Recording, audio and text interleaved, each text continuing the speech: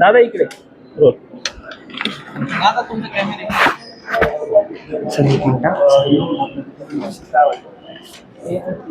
त्यांच्या तब्येतीची आणि वयाची स्थिती पाहता त्यांच्या घरीच हा कार्यक्रम छोटेखानी करावा असा माझा मूळ आग्रह होता.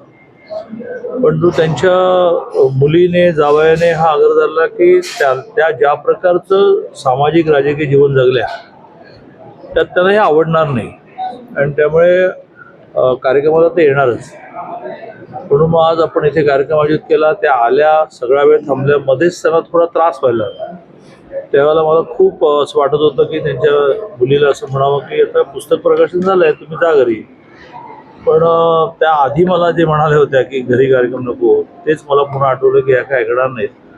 पण कार्यक्रम पूर्ण त्यांनी अटेंड केला, थांबल्या. आज त्या सगळ्यांना ओळखू शकतात असं मला वाटत नाही, पण बरेच जण येऊन त्यांना नमस्कार करून घेऊन गेले. या निमित्ताने आम्ही जे अलीकडच्या काळामध्ये, म्हणजे माझं वयही जरी बरंच असलं तरी मी अलीकडच्या काळातला राजकारणी आहे, अलीकडच्या काळातला मंत्री आहे, त्यामुळे त्यांच्याबरोबर काम नाही करायला मिळतं.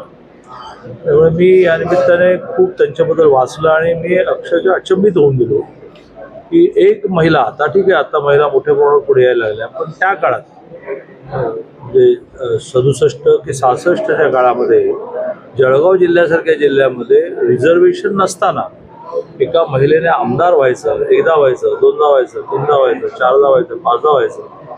मग लग्न झाल्यानंतर अमरावतीला जायचं, लोकसभेवर जायचं, महाराष्ट्राचं मंत्री व्हायचं, केंद्रामध्ये राज्यसभेच्या उपसभापती व्हायचं, राज्यपाल व्हायचं, राष्ट्रपती व्हायचं. हे म्हणजे अचंबित करणारं सगळं आहे आणि अशा पुस्तकांमधून ती प्रेरणा मिळते. त्यामुळे पुस्तक प्रकाशित करण्याची धडपड आमची सगळ्यांची होती. दादा, राजकीय प्रश्न असा आहे की बारामतीचे तुम्ही निरीक्षक आहात, तिकडे जाणे जसं तुमचे 2 दौरे झालेले, पुढचा दौरा काय असेल आणि राजकीय परिस्थिती? 23 तारखेला निवडणूक, उद्या शेवटची सभा आहे, ज्याला देवेंद्र स्वतः जाणार आहे.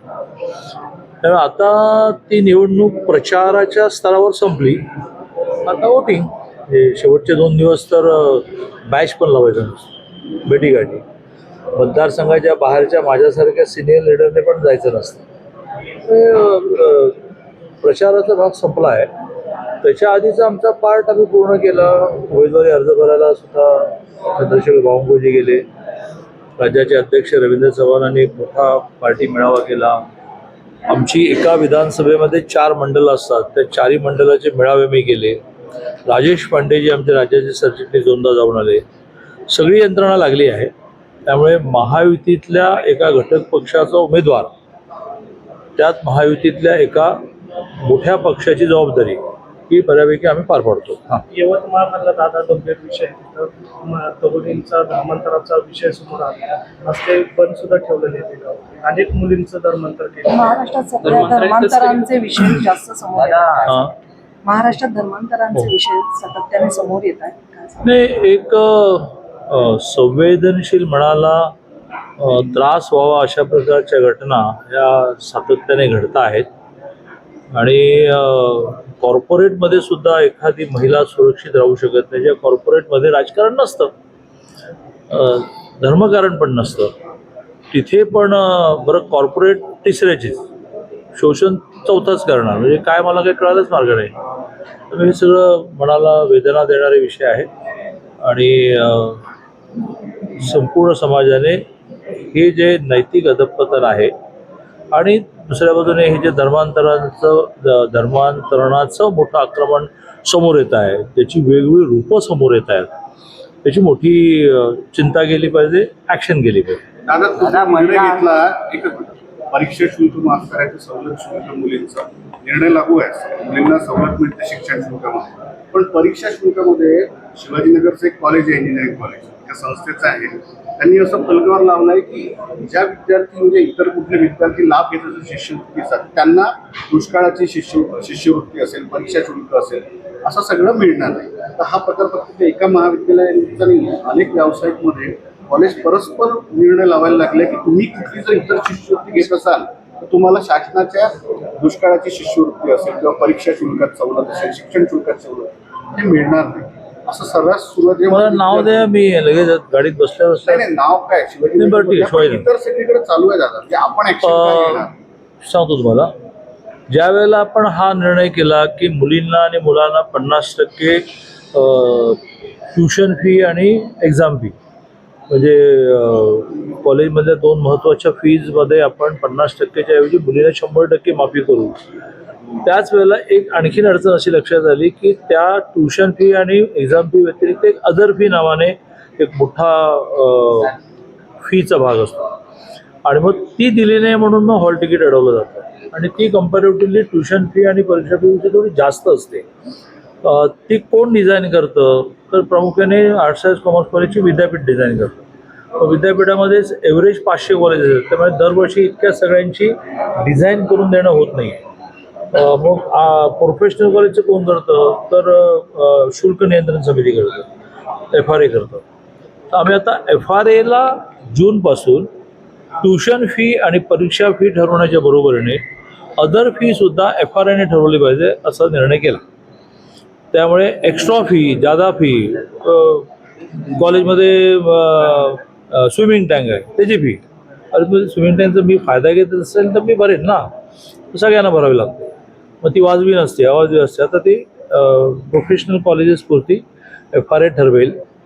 असंही करता येईल का, असा एक प्रयत्न चालला आहे. थोडं बजेटमध्ये कसं बसतं की जर ट्युशन फी आणि परीक्षा फी आम्ही भरतो, तर मी अदर फी आम्ही डिझाईन केलेली सुद्धा आम्ही कॉलेजला रिएम्बर्स करण्याची स्थितीमध्ये आहोत का, याचा थोडा फायनान्शियल बोलून निर्णय करू, पण किमान ती वाजवी ठरावी असा प्रयत्न प्रोफेशनल कॉलेज करतो. विद्यापीठांना कंपल्सरी करतो की तुम्हाला दरवर्षी तुमच्या अंतर्गत येणाऱ्या 500-600 कॉलेजची ट्युशन फी आणि परीक्षा फी ठरते, अदर फी तुम्हाला ठरवून द्यावी लागेल. महिला आरक्षणावरून सत्ताधारीच पक्ष आंदोलन करतायत. सुप्रिया सुळे म्हणतात की त्यांच्यावर ही वेळ का आली, दुटप्पी भूमिका आहे त्यांच्याकडेच, त्यांच्या सरकारच्या कोर्टात हा सगळा चेंडू होता. ममता बॅनर्जी 50% आरक्षण देऊ शकतात, तर तुम्ही का नाही देऊ शकत? ममता बॅनर्जी जे 50% आरक्षण देतात स्थानिक स्वराज्य संस्थांना, ते आपणही देतो. ममता बॅनर्जी विधानसभेत, मी हात जोडून तुम्हाला सगळ्या पत्रकारांना विनंती करतो की तुम्ही प्रश्न विचारताना सुप्रिया सुळे काय म्हणाल्या ते त्यांचं अज्ञान दाखवत आहेत. तुम्ही प्रश्न विचारून तुमचं अज्ञान का दाखवताय?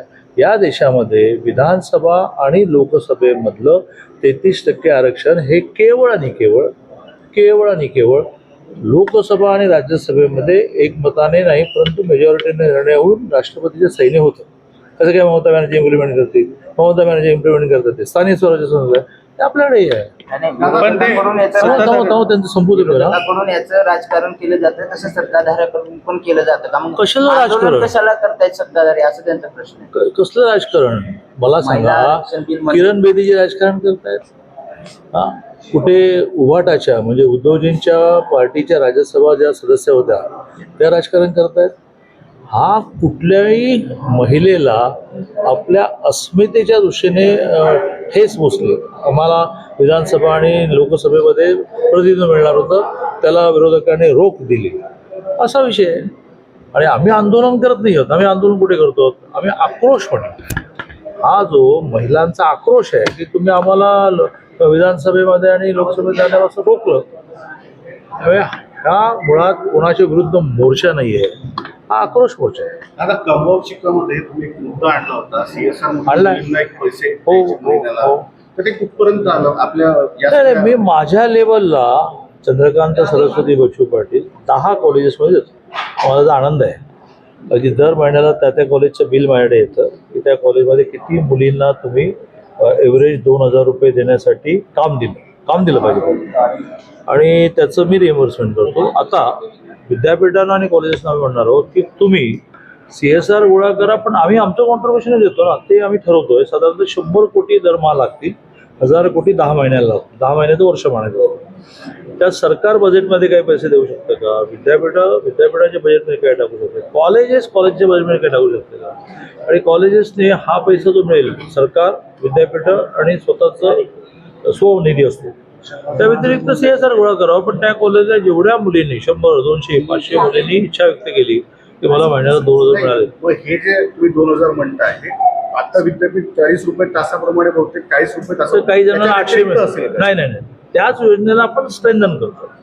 म्हणजे 2000 कमी होतील असं वाटणार नाही. 2000 रुपये कमी कशाला होतील जर नाही, कारण विद्यार्थी 2 लाख पण कमी होतील. नाही विद्यार्थी हा. दर दिवसा जर Tuition- 4 तास काम करत असेल Tuition- तर तसा जास्त होतो मग. जास्त झालं तर जास्त. सगळ्यांना द्यायचं असेल तर त्याने 2000 बसवा, तिला म्हणावं एवढेच पिरियड्स तुला, एवढेच तास तुला काम करायला मिळेल. हा ऍडमिनिस्ट्रेशनचा भाग आहे. सर आपला प्रयत्न काय आहे की तिची ट्युशन फी सरकार भरते, तिची परीक्षा फी सरकार भरते. प्रयत्न असा चाललाय की अदर फी मुळात कंट्रोलमध्ये याव्यात आणि त्याही सरकार भरू शकेल का, ट्युशन फीच्या पोटात टाकता येईल का, असा प्रयत्न झाला. हॉस्टेल फार नॉमिनल चार्जेसला असतं, जिला हॉस्टेल मिळत नाही त्याला दरमहा 6,000 म्हणजे वर्षाला 10 महिन्याचे 60,000 निर्वाह भत्ता मिळत असताना हे 2,000 रुपये तिला. कॉलेजमध्ये अन्य काही कॉन्ट्रीब्युशन द्यावं लागतं, कुठे मुली मैत्रिणींबरोबर कुठेतरी हॉटेलिंग जायला लागतं, कधी कधी काही मुलींना घरी पाठवावं लागतं. अशाला उपयोगी पडेल ते. एखाद्या तुम्ही म्हणतात असं तिची कष्टाची तयारी, मला पास मिळाले पाहिजे, तर विद्यापीठाची देण्याची तयारी असं त्यांनी द्यावी. 2,000 मिनिमम तिला मिळावेत हा प्रयत्न. भरती किती पडली? 5. दादा हिंदीमध्ये द्या एक प्रश्न. अजून का देश की पहिली महिला राष्ट्रपति प्रतिभाताई पाटिल पुणे में रहती है. ये अपना भाग्य है. तो 20 बड़े बड़े लोगों ने, गान सम्रादी लता ताई से लेकर DY पाटिल से लेकर लोगों ने उन पर आर्टिकल लिखा. उस आर्टिकल की किताब बनी भारत की प्रतिभा. उसका विमोचन आज हुआ. उनकी आयु को ध्यान में रखते हुए, उनकी तबीयत को ध्यान में रखते हुए प्रयत्न ये चल रहा था कि उनके घर में जाकर ये प्रकाशन हो. लेकिन उनकी लड़की ने बहुत नम्रता से कहा कि ताई को ये अच्छा नहीं लगेगा. इसलिए आज पुणे विश्वविद्यालय के ज्ञानेश्वर सभागृह में कार्यक्रम हुआ. जिनके हाथों से ये पुस्तक प्रकाशित हुआ वो तो मुजुमदार जी, एक ऋषितुल्य व्यक्तिमत्व है, सिम्बोसिस के निर्माता, तो उनके हाथों से हुआ. और इतनी उनकी यादें उस किताब में आई है जो मेरे जैसे महाराष्ट्र की राजनीति में रहने के बावजूद भी मुझे नई चीज़ें थी. जैसे नौकरी करने वाली महिलाओं के बच्चों के लिए पालनाघर, बेबी सिटिंग, ये कंसेप्ट उन्होंने रखी है. मुझे पहली बार पता चला कि राज्य का माविम यानी महिला आर्थिक विकास महामंडल, इसकी स्थापना का अगर उन्होंने किया, मुझे पहली बार पता चला. ऐसी कई बातें उस पुस्तक से सामने आएगी. और आने वाले दिनों में महिलाओं को आरक्षण मिलने वाला है, महिला बड़ी संख्या में राजनीति में आने वाली है, तो उनके लिए ये पुस्तक बहुत मार्गदर्शक रहेगी. डिलिमिटेशन बिल के बारे में एक सवाल है. आपने आंदोलन किया है पर सुबह इसके बारे में हम आंदोलन नहीं कर रहे, हम आक्रोश व्यक्त कर रहे हैं. और हम नहीं, भारतीय जनता पार्टी का है कार्यक्रम नहीं है. स्पॉन्टेनियसली महिलाओं ने रास्ते पर उतरकर यह आक्रोश व्यक्त करना है कि हमें विधानसभा और लोकसभा में 33% आरक्षण मिलने वाला था. इन विरोधकों ने उसको रोका. तो this is not a morcha of one party against any party, it's aakrosh morcha. Okay.